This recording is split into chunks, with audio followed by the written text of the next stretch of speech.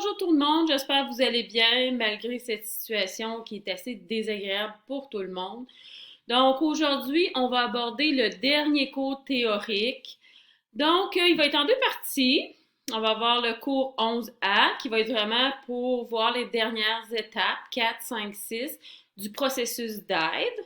Ensuite, va suivre le cours 11B qui va être vraiment le résumé dans le fond des 6 étapes comme telles. Alors,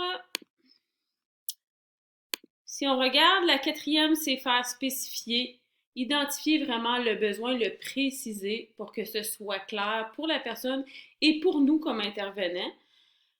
Cinquième phase, amener la personne à reconnaître et à accepter son besoin. Donc vraiment qu'elle le nomme, qu'elle l'accepte. Ça commence par le nommer, évidemment. Donc, numéro 6, la dernière étape, c'est soutenir la personne dans l'action. Alors, faire spécifier le besoin, comme je disais tantôt, c'est vraiment parfois ce que la personne va nous confier. Ça peut être interprété de différentes façons. Donc, on veut vraiment s'assurer de bien comprendre et d'avoir la bonne interprétation de ce que la personne qu'on aide nous livre. Donc, on veut vraiment que ce soit clair. Ce que la personne vit, on veut que ce soit clair pour elle et clair pour nous. Donc, on l'amène vraiment la personne à préciser autant les événements, son opinion par rapport aux événements, sa perception des événements, puis évidemment les sentiments qui sont très importants, les sentiments qu'elle vit face à ces événements-là. Donc, pour faire cette démarche-là, cette étape-là, ça va être important d'utiliser vraiment des questions qui spécifient qui exactement est concerné, quoi, comment et pour quelle raison. Donc, on va spécifier à l'aide de questions. Donc, pour mieux comprendre le problème, on va utiliser les questions ouvertes, majoritairement les questions ouvertes. C'est vraiment pour que la personne développe davantage, complète une confidence comme telle ou rajoute des événements. Et la question fermée, ça va être vraiment pour avoir des précisions, une réponse précise pour clarifier une information. Puis quand je dis question ouverte, c'est qu'on va aller chercher beaucoup d'informations, la personne va développer, va pousser plus loin. Et fermée, c'est vraiment, on répond, c'est une question que la personne peut répondre par oui ou par non. Ce que j'ai fait ici, on est toujours évidemment dans l'étape 4, mais j'ai voulu quand même vous donner des exemples de questions ouvertes que vous pouvez appliquer à différentes étapes. Donc, si on voit ici, par exemple, je vous parle à l'étape 2, quel genre de questions on peut poser ouvertes pour atteindre notre objectif d'écoute et d'observation. Donc, je vous donne des exemples. Comment ça va? Comment ça s'est passé? Comment vous sentez-vous en ce moment? Comment te sens-tu par rapport à lui? Donc, on veut vraiment observer, écouter ce que la personne nous livre. Qu'est-ce qui te fait le plus peur là-dedans? Sous ta déception ou un autre sentiment, que ce soit déception, peur, gêne, est-ce qu'il y a autre chose? Est-ce qu'il y aurait autre chose? Pouvez-vous me donner des exemples? Donc, ça nous permet d'écouter et d'observer la personne dans ce qu'elle va vivre, comme genre de questions qui sont ouvertes, qui poussent la personne à élaborer davantage. Ça, c'est pour l'étape 2. Là, on en vient à l'étape où on est actuellement. On met les deux ensemble, la 4 et la 5, parce que c'est pas mal le même genre de questions qu'on peut poser à ces deux étapes-là pour identifier le besoin étape 4 dans laquelle on est. Et étape 5, amener la personne à reconnaître son besoin. Donc, on va, par exemple, vous voyez, pour l'aider, qu'est-ce que cette peur-là? C'est quoi cette peur-là? Donc, ou on peut changer encore le sentiment, c'est quoi cette culpabilité-là, c'est quoi cette honte-là pour qu'elle spécifie ce qu'elle vit, c'est quoi son besoin. Alors, qu'est-ce que cette peur-là te dit sur toi? Alors, ensuite, qu'est-ce qui peut provoquer cette réaction selon vous? Qu'est-ce que vous retenez de tout ça? Vous voyez que c'est ouvert, ça amène la personne à parler davantage, à se livrer davantage. Elle ne peut pas répondre oui ou non à ces questions-là. Tu dis que c'est toujours difficile avec lui. Tu as une idée. Pourquoi? Comment expliquez-vous votre comportement? Donc, c'est des exemples de questions ouvertes selon les étapes. Dernière étape, des questions pour la dernière étape, étape 6, qui est soutenir la personne dans l'action, vu qu'on parle vraiment de questions ouvertes. C'est vraiment, ça nous aide à amener la personne, excusez-moi, à amener des solutions qui viennent d'elle. Comme ici, quelle serait la solution à votre problème? Donc, elle peut amener une solution, des solutions, mais ça vient d'elle. Comment prévoyez-vous vous organiser maintenant? Encore là, on va chercher des solutions, mais chez la personne, ça vient d'elle. D'autres exemples, comment prévoyez-vous que les choses vont se passer maintenant? L'amener à se projeter pour voir comment elle va réagir. Comment allez-vous vous y prendre pour lui dire ça? Alors, elle peut donner des options de comment elle va faire pour répondre à son besoin. Si la situation se présente, comment allez-vous réagir? Donc, encore là, c'est elle qui trouve ses solutions, c'est la personne elle-même, des alternatives. Si tu avais une baguette magique, qu'est-ce que tu ferais? Comment aurais-tu envie de t'y prendre pour changer? Donc, intéressant. Des solutions qui viennent de la personne. On revient à notre fameuse étape 4, faire spécifier le besoin. Alors, on va utiliser la reformulation synthèse.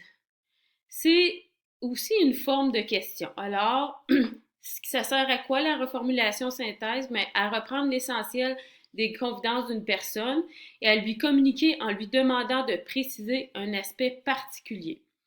Cette intervention permet de forcer le client à spécifier le besoin en posant les bonnes questions. Alors, je vous invite vraiment à regarder à la page 96. Vous allez avoir plus de détails, plus d'informations et des exemples de reformulation synthèse. Cinquième étape, amener la personne à reconnaître et à accepter son besoin. Pour vaincre une difficulté ou combler un besoin, il faut d'abord le définir, qu'elle le décrive clairement, puis que la personne reconnaisse qu'elle a vraiment un problème à régler. Et oui, ça semble simple, mais c'est pas toujours facile.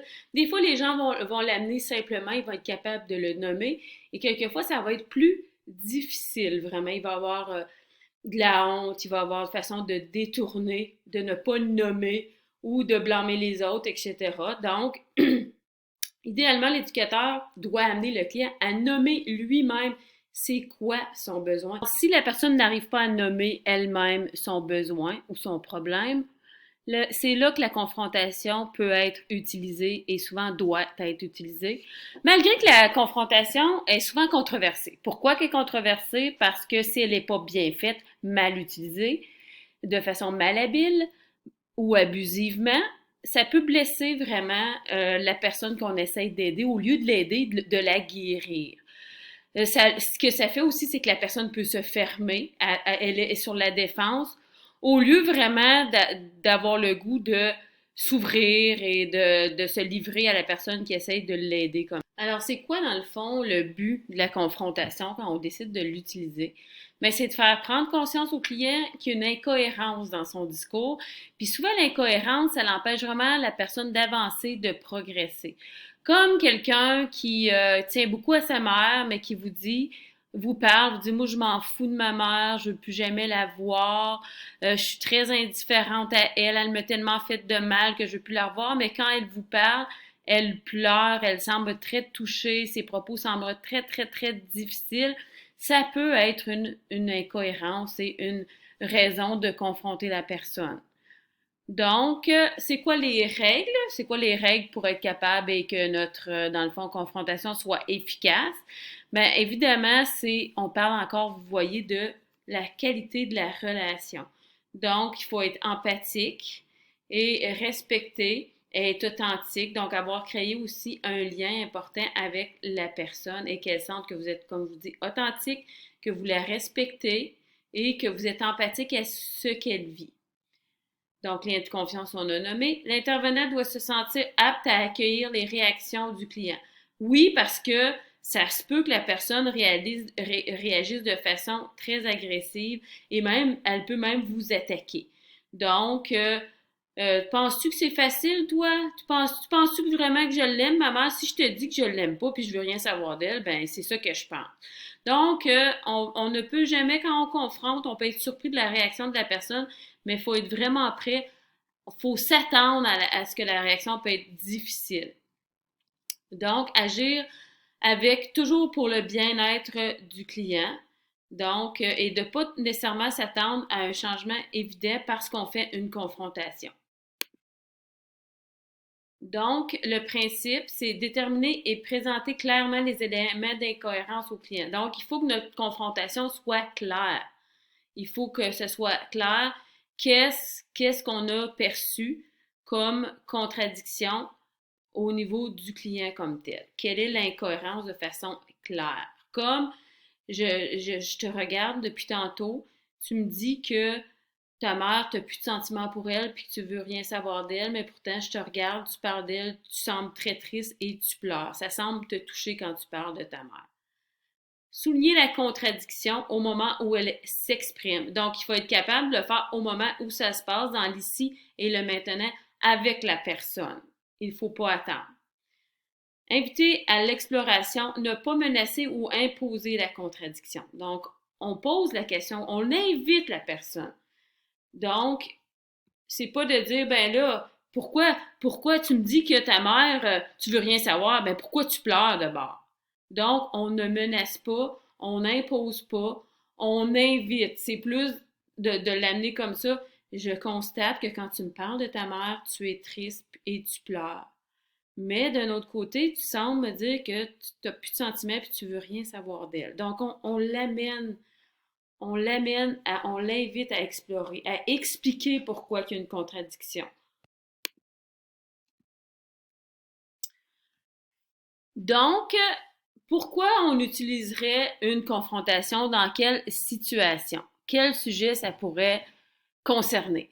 Donc, quand il y a une contradiction en deux affirmations, entre ce que le client pense ou sent ou ce qu'il dit, un peu comme on disait, elle dit qu'elle veut rien savoir de sa mère, qu'elle veut plus la voir, qu'elle a plus de sentiments pour elle, mais quand on regarde ses sentiments, son non-verbal, mais la personne va pleurer, va sembler très très triste. Donc, ça peut être une contradiction entre ce que le client pense et ce qu'il ressent et ce qu'il dit. Entre ce que dit le client et ce qu'il fait comme tel. Tu dis que tu vas arrêter de boire, mais d'un autre côté, tu fais aucun effort. On voit que tu sembles faire aucun effort pour y arriver. Tu continues à fréquenter des gens qui vont t'amener à consommer davantage. Entre deux comportements non verbaux, entre la façon dont le client se perçoit et celle dont l'intervenant le perçoit. Comme par exemple une maman qui dirait je suis vraiment une mauvaise mère, j'ai aucune qualité comme maman, je suis vraiment déçue de moi, je suis vraiment pas fière, mais l'intervenant pourrait avoir une autre perception, dire tu me dis que t'es pas une bonne mère puis que tu fais rien de bon pour ta fille, mais de ce que je peux percevoir, tu prends vraiment soin d'elle, tu m'expliques que tu t'inquiètes, tu m'expliques que tu fais tes devoirs avec elle, tu te donnes la peine. Donc, faire ressortir, dans le fond, pourquoi notre perception est différente de celle du client, que ce que le client nous expose. Entre ce qu'il est et ce qu'il désire être. Sur des idées irrationnelles, comme la personne qui dit, ben moi, dans 2 semaines, j'aimerais vraiment ça, aller en voyage, je me planifie un voyage, mais on sait très bien que la personne n'a pas les moyens de voyager, donc son idée n'est pas rationnelle. Entre les valeurs qu'il prône et son comportement. Quelqu'un qui dit, par exemple, moi, je suis vraiment contre la consommation. J'aime vraiment pas les gens qui consomment, puis je veux vraiment pas que mon enfant consomme. Mais c'est quelqu'un qui boit beaucoup, qui consomme beaucoup, puis qui a des problèmes de consommation. Donc, une contradiction dans le fond entre ses valeurs, ce qu'il nomme comme étant ses valeurs, les valeurs qu'il prône, et ce qu'il fait en réalité. Entre différents comportements, c'est de l'incohérence des comportements qui se contredisent, entre un but et les possibilités du client. Comme par exemple, on dirait qu'un athlète qui s'est blessé, puis que dans le fond, son objectif serait de faire une course très importante dans 3 semaines, mais que ses possibilités, c'est pas réaliste parce que le physio lui a dit qu'il serait pas capable de refaire une course avant 6 mois. Donc, entre le but du client et ses possibilités réelles. C'est toujours des contradictions quand on fait une confrontation. Ensuite, amener la personne à reconnaître et à accepter son besoin. Les nombreuses phases de la confrontation. Alors, nommer le comportement, à quoi ça peut servir, de quelle façon ça peut être utilisé quand on parle des nombreuses phases de la confrontation. Ben, nommer des comportements qui sont nuisibles pour la personne, lui exposer, oser lui exposer. Relever les contradictions, comme on disait, des choses qui peuvent être contradictions dans son discours ou dans sa façon d'agir. Recadrer les perceptions de l'aider. Souligner les modes de pensée limitatifs qui le freinent, qui l'empêchent d'avancer, l'amener à penser autrement. Relever les mécanismes de défense, les résistances et les excuses, qui fait que la personne n'entre pas dans l'action comme telle et n'accepte pas son besoin. Souligner les forces non utilisées pour vraiment encourager la personne à passer à l'action, puis avoir confiance en elle, puis qu'elle soit consciente de ces forces-là pour l'amener dans l'action, puis qu'elle les utilise. Immédiateté au moment présent de la relation d'aide. Être capable d'être dans le ici et maintenant, comme on disait tantôt au niveau de la confrontation. Choisir le bon moment quand on constate la contradiction ou le besoin de confronter. Alors, les risques de la confrontation, comme on disait tantôt, ça peut créer un froid entre l'intervenant et le client. C'est presque inévitable, mais ça peut être surprenant que, dépendant de la qualité de l'intervention, ça peut quand même bien passer, mais il faut quand même s'attendre à une réaction à ce que ça crée un froid entre l'intervenant et le client. La révélation d'un besoin peut être confrontant pour la personne, difficile à accepter. Donc, amener le client à confronter l'intervenant, c'est ce que ça peut faire comme effet. Donc, c'est comme un mécanisme pour se protéger. La personne va vraiment contre-attaquer l'intervenant. Donc, si vous regardez même à la page 99, c'est intéressant, il y a un exemple. Je vous invite vraiment à lire l'exemple comme tel à la page 99. Donc, mettre un terme à la relation d'aide, ça peut même arriver que si vraiment notre relation n'était pas assez solide, la qualité de notre relation soit pas assez solide, le client décide carrément de ne plus revenir, de mettre vraiment fin à la relation d'aide. On dit, c'est le choix du client, on peut rien faire, ça donne rien d'essayer de le convaincre, mais quand on le laisse, on lui explique, puis on est très clair avec lui, qu'il est toujours bienvenu de revenir nous voir si jamais il a le goût de revenir comme tel. Alors, dernière phase, quand on est rendu à la phase 6, soutenir la personne dans l'action. C'est quoi soutenir la personne dans l'action? C'est aider la personne à trouver une nouvelle façon de s'adapter et de répondre à son besoin. Et pour ça, c'est important d'amener la personne à apprendre à cerner ses forces, à connaître ses forces, à les identifier, à ce qu'il soit clair pour cette personne-là. Je vous recommande d'aller voir à la page 111 et 112, il y a un très bel exemple de comment on peut faire pour vraiment amener une personne à cerner ses forces comme telles. Alors, c'est quoi les forces d'une personne? C'est vraiment ce qu'une personne peut faire, qu'est-ce qu'elle est capable de faire, ses qualités, ou vraiment ce qu'une personne aime faire, ses goûts.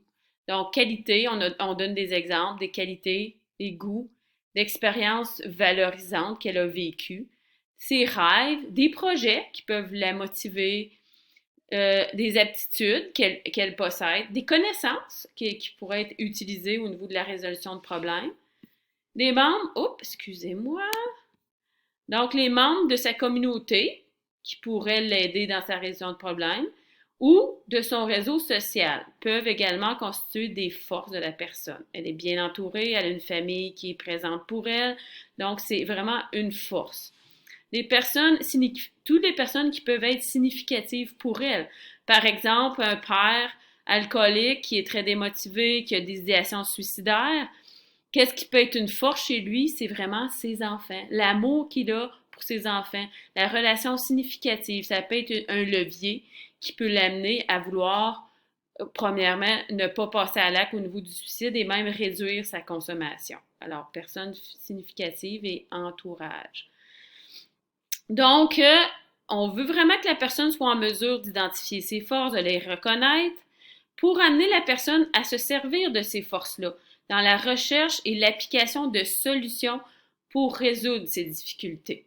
Quand on a été en mesure de faire ça, on peut passer vraiment à l'autre étape qui est plus, vraiment, on est toujours dans 6, soutenir la personne dans l'action, mais là, on va vraiment être dans la méthode de prise de décision. On peut regarder justement à la page 108 comme telle. On a encore là une bel exemple vraiment de qu'est-ce que c'est soutenir la personne dans l'action, puis vraiment arriver à l'aider, à l'accompagner dans une méthode de prise de décision. Alors, je vous invite fortement à lire page 108.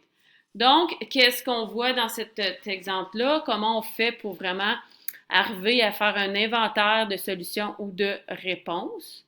On peut aller voir les questions ouvertes aussi que je vous ai données. Qui concernent la phase 6, questions ouvertes qui amènent vraiment la personne à amener elle-même à vous nommer un inventaire de solutions possibles.